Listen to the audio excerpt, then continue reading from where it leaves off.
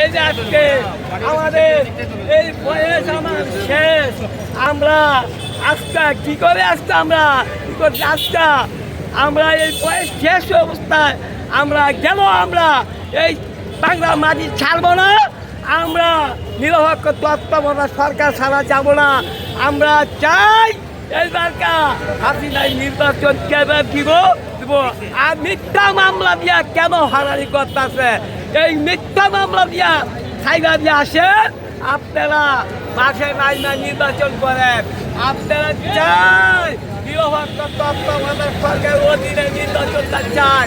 বাবা আপনারা এই আজকে কতদিন তৈরি করতেছি, আমি গরমে অনেক কষ্ট করে আসি।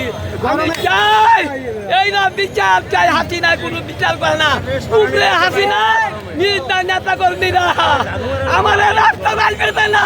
এই পাঁচিল তুমি মদে বাসের ব্রিজ রাস্তায় দিচ্ছে, একটা বাসের ব্রিজ দিচ্ছে, টাকা ব্রিজ করে নাই। এই বাসের ব্রিজটা আমার আটকায় দেয় এই শয়তানের দলেরা, আওয়ামী লীগ দলেরা আমার আজকে আমি কয়ে আজকে আমি ফেরুম না। আমি যাবো মায়াপল্টন যাবো ইনশাল্লাহ। আমার এই বিচার হবে, আমার এই বিচার না করলে আমার